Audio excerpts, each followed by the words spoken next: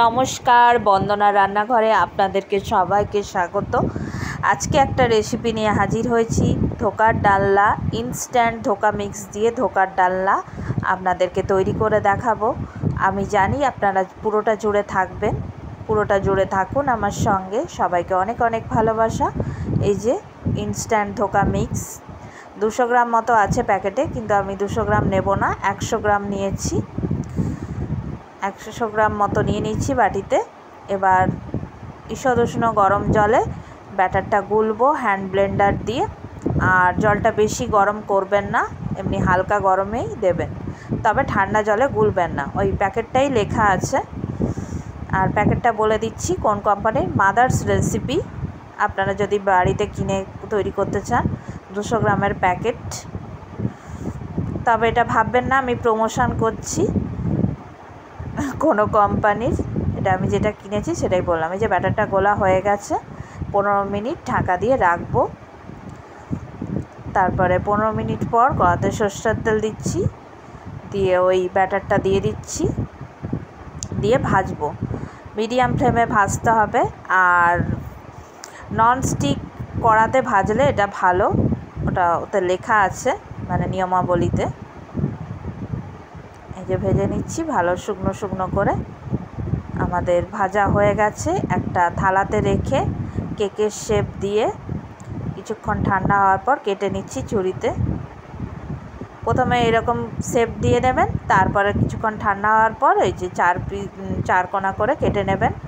বরফি আকারও দিতে পারেন। কাটা হয়ে গেছে। এবার কড়াতে সাদা তেল দিয়ে আস্তে আস্তে খুন্তির মাধ্যমে আমি দিয়ে দিচ্ছি ধোকাগুলো। আপনারা চাইলে চামচেও দিতে পারেন বা হাত দিয়েও দিতে পারেন। হাত দিয়ে না দেওয়াই ভালো, কারণ ভেঙে যাওয়ার সম্ভাবনা আছে। তেলটা গরম হলে এই যে ধোকাগুলো দিয়ে দিয়েছি, লাল লাল হয়ে গেছে, ভাজা হয়ে গেছে। এই যে আলু নিয়ে নিয়েছি, 3টে বড় আলু চৌকো চৌকো করে কেটে নিয়েছি।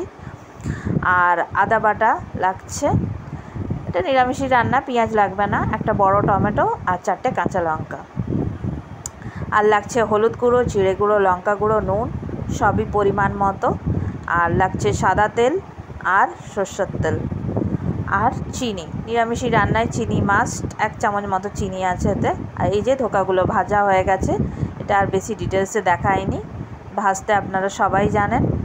যে ওই তেলে একটু তেল দিয়ে দিচ্ছি, ওই ধোকাটা এতে ভেজেছিলাম। এবার টমেটো কাঁচা লঙ্কা দিয়ে দিচ্ছি। এবার আদা বাটা দিয়ে দেব। এটা নিরামিষভাবেই ভালো লাগে, পেঁয়াজ দিলে অত ভালো লাগবে না। দিয়ে ভেজে নিচ্ছি টমেটো কাঁচা লঙ্কা আদা বাটা।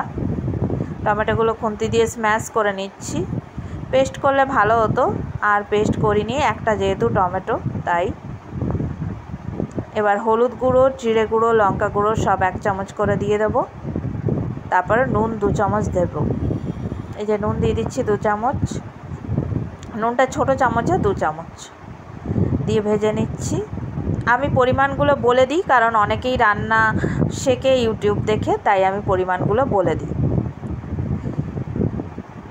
সব কিছু ভেজে নিচ্ছি। এবার আলুটা দিয়ে দেবো।